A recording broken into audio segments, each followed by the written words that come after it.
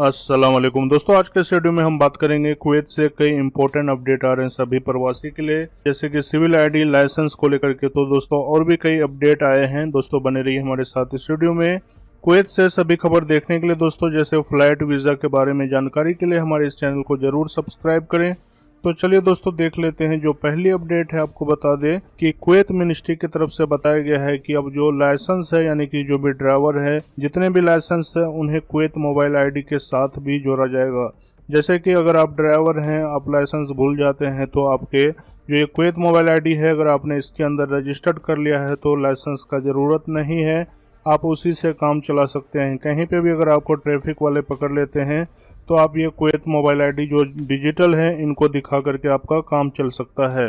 उनके बाद दोस्तों जो अगली अपडेट है आपको बता दें कि जो लोग कुवैत के अंदर है, फैमिली के साथ रहते हैं, अगर जिस भी बच्चे का यानी कि कुवैत के अंदर बर्थ होता है, जन्म होता है, तो उनका जो बर्थ सर्टिफिकेट है उन्हें भी कुवैत मोबाइल आईडी के साथ जोड़ा जाएगा। उनके बाद दोस्तों जो तीसरा अपडेट है कुवैत ऑफ मिनिस्ट्री की तरफ से, जो तीसरा वैक्सीन कुवैत के अंदर लगता है, जैसे कि हम बूस्टर डोज कहते हैं। कुवैत में दोस्तों बहुत ही एडवांस टेक्नोलॉजी है, जैसे कि हमें वैक्सीन का एक डोज लग जाता है तो अगर हम अपना जो कुवैत मोबाइल आईडी है या फिर इम्यूनी ऐप है उसके अंदर हमें दिखा देता है, या फिर कोई भी एप्लीकेशन जो कुवैत गवर्नमेंट की तरफ से लॉन्च किया गया है, अगर दोनों वैक्सीन लग जाता है तो हमारा जो एप्लीकेशन है वो ग्रीन हो जाता है, जिसके बाद हम सफ़र कर सकते हैं, यानी कि कुवैत आ सकते हैं।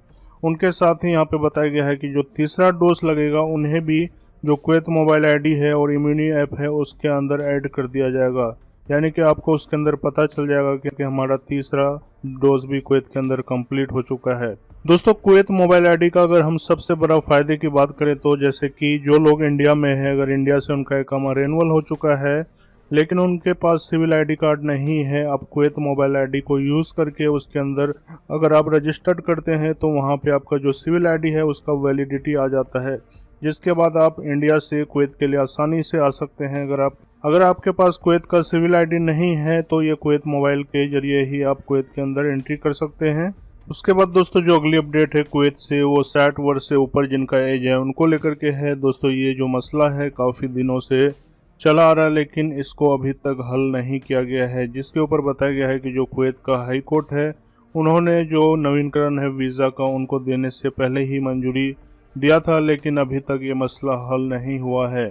यहाँ पे एक कानून के तहत बताया गया था कि 500 KD प्लस जो निजी स्वास्थ्य बीमा यानी कि इंश्योरेंस है उनको देने के बाद उनका वीज़ा को नवीनकरण यानी कि रिन्यूअल किया जा सकता है।